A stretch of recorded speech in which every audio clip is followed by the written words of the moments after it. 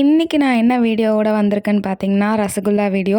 கொஞ்ச நாளாகவே ரசகுல்லா கிரேவிங்ஸாக இருந்துச்சு. நாங்கள் இங்கே வாங்கி ட்ரை பண்ணோம். பட் அந்த ரசகுல்லா எங்களுக்கு அவ்வளோவா சாட்டிஸ்ஃபைடாக இல்லை. ரொம்ப இனிப்பாக இருந்தது தவிர அது அவ்வளோ டேஸ்ட்டாக இல்லை. ஸோ நம்மளே செய்யக்கூடாதான்னு சொல்லிட்டு நாங்களே செய்ய ஆரம்பிச்சிட்டோம். நான் ஹோல் பிரிட்டிஷ் மில்க் 2 லிட்டர்ஸ் எடுத்திருக்கேன். அதில் பாதி தான் நான் ஊற்றிக்கிட்டேன். ஒரு 1.5 லிட்டர் தான் ஊற்றிக்கிட்டேன். அதை ஊற்றி நல்லா பாயில் பண்ணதுக்கப்புறம், நல்லா பாயில் ஆனதுக்கப்புறம் லெமன் ஜூஸ் அதில் ஆட் பண்ணிக்கிட்டேன். அது நல்லா திரிஞ்சு வந்துடும். அதுக்கப்புறமா அதை நம்ம ஃபில்டர் பண்ணி எடுத்துகிட்டு நம்ம பண்ண வேண்டியதான். ஸோ அதுக்கு முன்னாடி நான் என்ன சொல்லணும்னு நினச்சேன்னா, நிறைய பேர் ப்ரீ கேஸ் இன்டர்வியூ பற்றி என்கிட்ட கேட்டிருந்தீங்க. செஸ்டர் பொறுத்த வரைக்கும் ப்ரீ கேஸ் இன்டர்வியூ எனக்கு பர்சனலாக வைக்கல. பட் சில பேருக்கு வச்சுருக்காங்க, சில ஸ்டூடெண்ட்ஸ்க்கு வச்சுருக்காங்க. அது என்ன கண்டெஸ்ட்டுன்னு எனக்கு புரியல. என்னோடய ஸ்ரீலங்கன் ஃப்ரெண்ட்ஸ்லாம் பார்த்திங்கன்னா அவங்களுக்குலாம் வச்சுருக்காங்க ப்ரீ கேஸ் இன்டர்வியூ, அந்த மாதிரி இன்டர்வியூலாம் வச்சுருக்காங்க. பட் எனக்கு வைக்கல.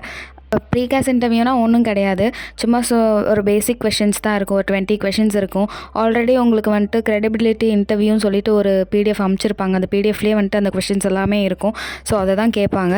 ஏன் யூகே சூஸ் பண்ணிங்க, இந்த யூனிவர்சிட்டி ஏன் சூஸ் பண்ணிங்க, இந்த கோர்ஸ் ஏன் சூஸ் பண்ணிங்க, அதுக்கப்புறம் உங்களோட கோர்ஸ் ஸ்டார்ட் டேட் என்ன, எண்ட் டேட் என்ன, நீங்கள் எந்த சிட்டிக்கு வர போகிறீங்கன்னு தெரியுமா, அந்த சிட்டியோட ஃபுல் டீட்டெயில்ஸ் தெரியுமா, எவ்வளோ நீங்கள் ஃபண்ட் வச்சுருக்கணும், எவ்வளோ ஃபீஸுன்னு உங்களுக்கு தெரியுமா, இந்த மாதிரி கொஷின்ஸ் தான் ப்ரீ கேஸ் இன்டர்வியூவில் பேசிக் கொஷின்ஸ் தான் கேட்பாங்க.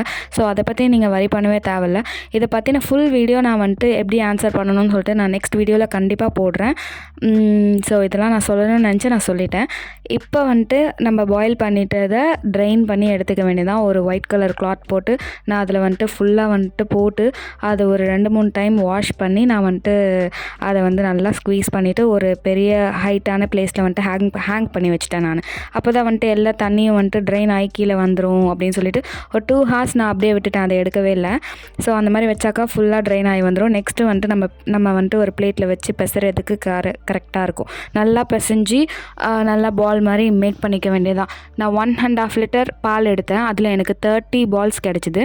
சில பேர் அதை பிசையும் போது மில்க் பவுடர் ஆட் பண்ணுவாங்க. நான் அதெல்லாம் எதுவுமே ஆட் பண்ணல.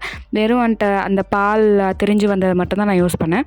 ஸோ இதை நல்லா வாஷ் பண்ணிக்கோங்க. வாஷ் பண்ணிவிட்டு நீங்கள் ஸ்டார்ட் பண்ண ஆரம்பிச்சிடுங்க. நான் என்ன பண்ணேன், ஒழுங்காக பால் பாயில் ஆகிறதுக்கு முன்னாடியே லெமன் ஜூஸை ஊற்றிட்டேன். ஸோ ஒழுங்காக திரிஞ்சு வரல. அதுக்கப்புறமா என்ன பண்ணேன், ஒரு டைம் ஃபில்டர் பண்ணிவிட்டு நெக்ஸ்ட்டு அந்த தண்ணியை எடுத்து திரும்ப அதில் லெமன் ஜூஸ் போட்டு திரும்ப பாயில் பண்ணேன். அது நல்லா ஃபுல்லாக திரிஞ்சு வந்துருச்சு. அதுக்கப்புறம் அகெயின் அதை எடுத்து ஸ்ட்ரெயின் பண்ணிவிட்டு அதுக்கப்புறமா அதை நல்லா பால் மாதிரி கட்டி ஹேங் பண்ணி வச்சுட்டேன் நான், நல்லா வாஷ் பண்ணிவிட்டு. அதுக்கப்புறம் தான் பிசைஞ்சு நான் பால் மாதிரி மேக் பண்ண ஆரம்பித்தேன். இங்கே உள்ள சுகர்லாம் எனக்கு என்ன சொல்கிறதுனே தெரியல. எவ்வளோ சுகர் போட்டாலும் சுகர் இருக்கிற மாதிரியே தெரில. ஒரு காஃபிக்கு நாங்கள் ஒரு அட்லீஸ்ட் ஒரு 3-4 ஸ்பூன் சுகர் போட்டால் தான் அது இருக்கிற மாதிரியே தெரியுது. ஸோ நாங்கள் என்ன பண்ணோம், 2 கப்ஸ் தண்ணி எடுத்துக்கிட்டோம். அதுக்கு 2 கப் சுகர் போட்டால் கரெக்டாக இருக்கும்னு சொல்லிட்டு போட்டாக்கா சுகர் அவ்வளோ பத்தலை. நீங்கள் என்ன பண்ணுங்கள், 2 கப் தண்ணி எடுத்திங்கன்னா 3 கப் சுகர் போட்டுக்கோங்க. அப்போ தான் அது கரெக்டாக இருக்கும். ஸோ அது போட்டுட்டு நல்லா பாயில் பண்ணுங்கள். ஒரு 20 minutes பாயில் பண்ணாலே அது நல்லா ஆகிடும். வேணும்னா ஃப்ளேவருக்கு நீங்கள் ஏலக்காய் போட்டுக்கலாம். இந்த மாதிரி தான் நான் பால் மேக் பண்ணேன். எனக்கு கிராக்கே ஆகலை. எனக்கே ஆச்சரியமாக இருந்துச்சு, என்னடா இது, நான் இந்தியாவில் ஒரு டைம் பண்ணியிருக்கேன், எனக்கு கிராக் ஆனிச்சு. அங்கே இங்கே எனக்கு சுத்தமாக கிராக் ஆகலை. எல்லா பால்ஸும் செம்ம சாஃப்டாக சூப்பராக வந்துருந்துச்சு, நல்லா ஃப்ளஃபியாக வந்துருந்துச்சு. அதுக்கப்புறமா தண்ணியில் போட்டு நல்லா பாயில் பண்ண ஸ்டார்ட் பண்ணிட்டோம். ஸோ யாரெல்லாம் ரசகுல்லா ரெசிபி நீங்கள் ட்ரை பண்ணியிருக்கீங்கன்னு சொல்லிட்டு எனக்கு மறக்காமல் கமெண்ட்டில் சொல்லுங்கள். நான் ரோஸ் ஃப்ளேவர் ரசகுல்லா ட்ரை பண்ணியிருக்கேன். என்னோடய 12th ஸ்டாண்டர்டில் என் ஃப்ரெண்டு எனக்கு பண்ணி கொடுத்தாங்க. ஒரு ஃபுட் ஃபெஸ்டிவல் அது, அப்போ பண்ணி கொடுத்தாங்க. ஸோ நெக்ஸ்ட் டைம் அதை தான் நான் ட்ரை பண்ணலான்னு இருக்கேன், ரோஸ் ஃப்ளேவர் ரசகுல்லா. ஸோ அதை ட்ரை பண்ணலாமா வேணாமான்னு சொல்லிட்டு நீங்களே கமெண்ட்டில் சொல்லிவிடுங்க அதையும். ஸோ அவ்வளோதான், இந்த வீடியோ உங்களுக்கு பிடிக்கும்னு நினைக்கிறேன். நீங்களும் ரசகுல்லா இந்த மாதிரி ட்ரை பண்ணிவிட்டு எப்படி இருக்குதுன்னு சொல்லிவிடுங்க. டாடா, பாய் பாய். என் ஃப்ரெண்ட்ஸோட ஃபீட்பேக் கேளுங்க.